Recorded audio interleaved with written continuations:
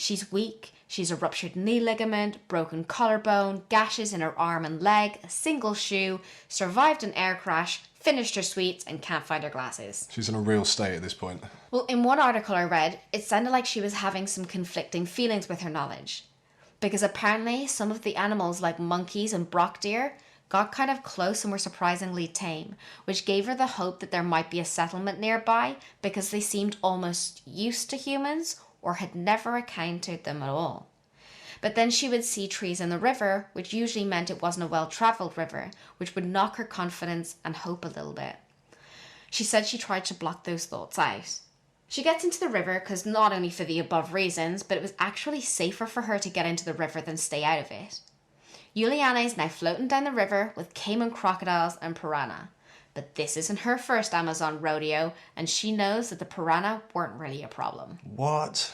Well, apparently in large flowing bodies of water, they do little harm and aren't the frenzied killers they're made out to be. Yeah, they're really portrayed in that way in everything.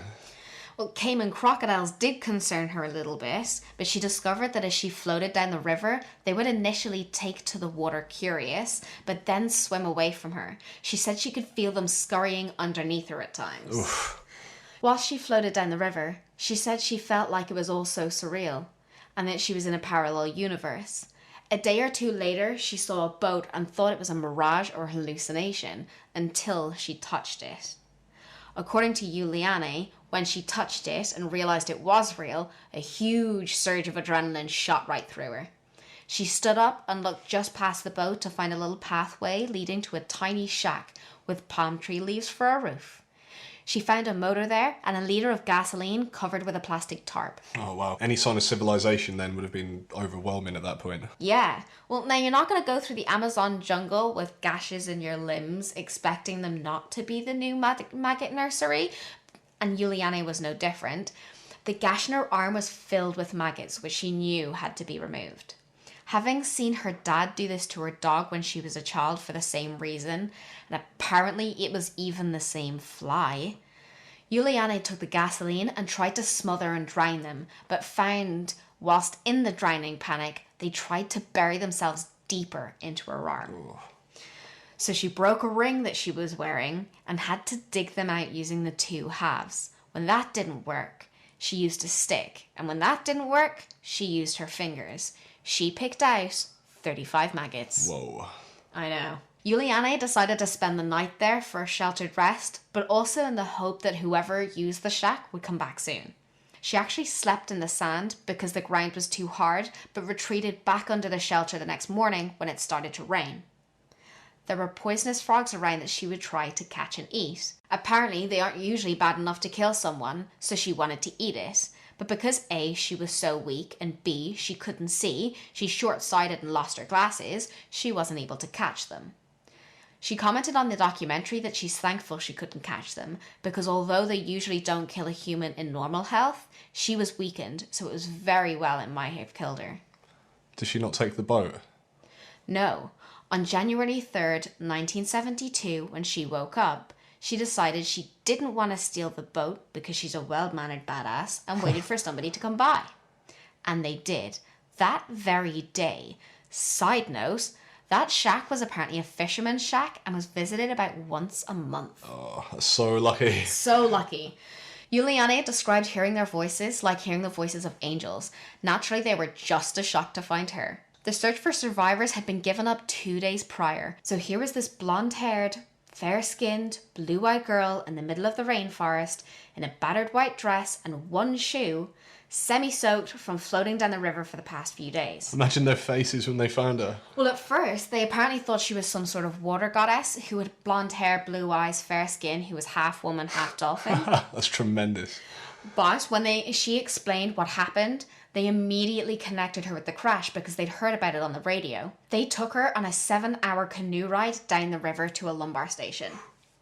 The next day, an American female pilot, Jerry Cobb, offered to fly her to the hospital, which I read in a couple of places was actually an American missionaries camp in Pucallpa in her little 2-propeller plane. Fair play to her for getting back on the plane. Can you imagine the feeling of just seeing one?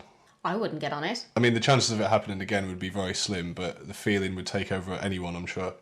Terrifying. Well, it was Here she was reunited with her father, and she learns that she's the only survivor of the plane crash. Oh.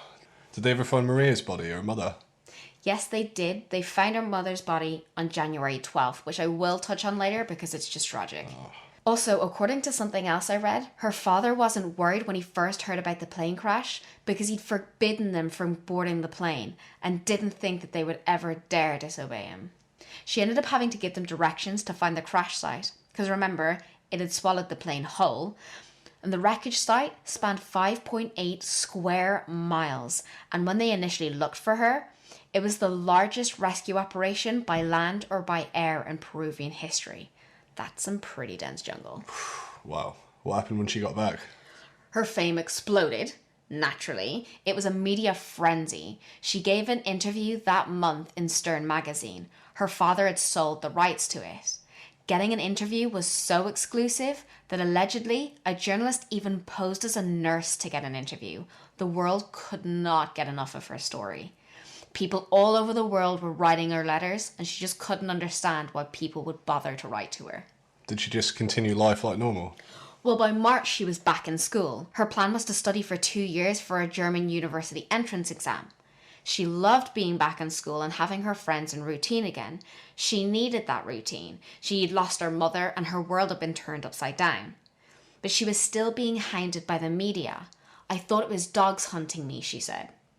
They terrorized her father trying to get interviews, and it got so bad that he had a panic attack, had enough, and sent her to live in Germany with his sister and mother, who, interestingly enough, were a journalist and writer. Well, Juliane was pretty pissed. She was enjoying life doing what she wanted, and yet again being made to move under instruction of her parents. But this time, she was going alone. Her parents were German, but she'd been born in Peru and didn't really know Germany. So he just sent her packing? Yeah. Why would he do that? She felt that her dad sent her away because she looked so like her mother. He just couldn't bear to look at her anymore. It broke his heart and he feared for her safety. If anything was to happen to Juliane, it'd be like losing his wife all over again. Oh. To be honest, Juliane really does look like a mother. And as I said, I will put up these pictures so you can see it for yourselves. Juliane was in Germany, living with her grandmother and aunt within the year. She spent the first anniversary of the crash there. Hans never really recovered and suffered from a broken heart for the rest of his days. Juliane's relationship with her father, which was never the strongest to begin with, declined, and they had 2 years of virtually no contact. He spent the first year alone in Panguana. And then where did he go? Well, Hans left his job at the Museum of Lima after 3 years without saying goodbye to anyone and moved to Hamburg, Germany. He never went back to Peru. Hans had created the dream paradise that he'd loved with his wife, and he just couldn't bear being there without her. Even when he got to Germany, he was built into a routine and was like a machine. That's so sad. Well, this will break your heart. So shortly after Hans died in 2000 at aged 87, Juliane went through his belongings and found a candle named the Panguana candle that he lit every year on the anniversary of the crash, the official date for Maria's death. Oh.